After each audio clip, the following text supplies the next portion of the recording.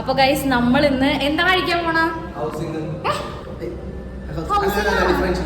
ഇന്ന് നമ്മൾ ഡിഫറൻഷ്യലാണ് കഴിക്കാൻ പോണത്. അപ്പൊ നമുക്ക് പോയി കഴിച്ചിട്ട് വന്നാലോ?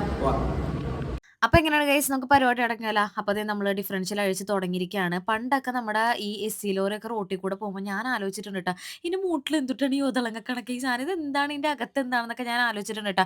ആൻഡ് ഫൈനലി ഗൈസ് എനിക്ക് അതിന്റെ ആൻസർ കിട്ടിയിരിക്കുകയാണ്. അപ്പൊ നമ്മൾ ഡിഫറൻഷ്യൽ അഴിച്ചു തുടങ്ങിയിരിക്കുകയാണ്. പല ലോക്കൽ വർക്ക്ഷോപ്പിലുള്ള ആളുകൾ പറയുന്നത് ഇതിനെ ഹൗസിംഗ് എന്നാട്ടോ, പക്ഷെ ഇതിനെ ഹൗസിംഗ് എന്നല്ല വിളിക്കേണ്ടത്. ഇതിന്റെ ടെക്നിക്കൽ നെയിം എന്ന് പറയുന്നത് ഡിഫറൻഷ്യൽ എന്നാണ് കേട്ടോ. പല ആൾക്കാരും പറഞ്ഞു കേട്ടിട്ടുണ്ട്, ഞാനടക്കം ഹൗസിംഗ് എന്ന് വിളിച്ചിട്ടുണ്ട് കേട്ടോ. അപ്പോൾ നമുക്ക് റിയർ വീൽ ഡ്രൈവ് വരുന്ന എല്ലാ വണ്ടികൾക്കും നമുക്ക് ഡിഫറൻഷ്യൽ വരുന്നുണ്ട്. ഇപ്പോൾ കാർ നോക്കുകയാണെന്നുണ്ടെങ്കിൽ നമ്മുടെ ഇന്നോവ, ക്വാളിസ്, അതുപോലെ തന്നെ നമ്മുടെ ക്രിസ്റ്റ, ഇങ്ങനെയുള്ള വാഹനങ്ങൾക്കൊക്കെ ഡിഫറൻഷ്യൽ വരുന്നുണ്ട്. അപ്പോൾ അതേ നമ്മൾ അതിൻ്റെ കേജ് നമ്മൾ ഊരി മാറ്റിയിട്ട് ദേ ഈ എടുക്കുന്നത് സൺ ഗിയർ ആണ്. അത് കഴിഞ്ഞിട്ട് അതിൻ്റെ താഴെ വരുന്ന ഈ ഒരു സംഭവം കണ്ട, ഇതിനെ നമ്മൾ പ്ലാനറ്റ് ഗിയർ എന്നാട്ടോ പറയുന്നത്. 4 പ്ലാനറ്റ് ഗിയർ വരുന്നുണ്ട്.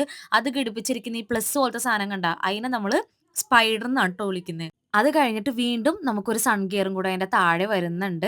അപ്പോൾ ഞാൻ ജസ്റ്റ് നിങ്ങൾക്ക് ഒന്നും കൂടെ ഒന്ന് അടുപ്പിച്ച് കാണിച്ചു തരാം. ദേ ഇതാണ് സംഭവം, കണ്ടല്ലോ. ഇതിങ്ങനെ മെഷായിട്ട് ഇങ്ങനെ കറങ്ങുന്ന കാണാനായിട്ട് നല്ല രസമില്ല. എനിക്ക് ഭയങ്കര ഇഷ്ടമാണ്. ഓൾറെഡി ഞാൻ ഡിഫറൻഷ്യൽ അഴിച്ചാണ്, പിന്നെയും ഞാൻ എൻ്റെ കൊതി കൊണ്ടിട്ട് പിന്നെയും ഞാൻ അഴിച്ചായിരുന്നു കേട്ടോ. അപ്പോൾ ഇത് കണ്ടില്ലേ, നമ്മുടെ സൺ ഗിയർ, അതുപോലെ തന്നെ ദേ ഇതാണ് പ്ലാനറ്റ് ഗിയർ, കണ്ടല്ലോ. നല്ല ഭംഗിയില്ലേ കാണാനായിട്ട്. ഇത് ഞാൻ ജസ്റ്റ് ഇതിൻ്റെ വർക്കിംഗ് ഒന്ന് നിങ്ങൾക്ക് കാണിച്ചു തരാം കേട്ടോ. അതെ ഇങ്ങനെയാണ് ഇത് വർക്ക് ചെയ്യുന്നത് കേട്ടോ. കണ്ടാ നല്ല രസമില്ലേ കാണാൻ.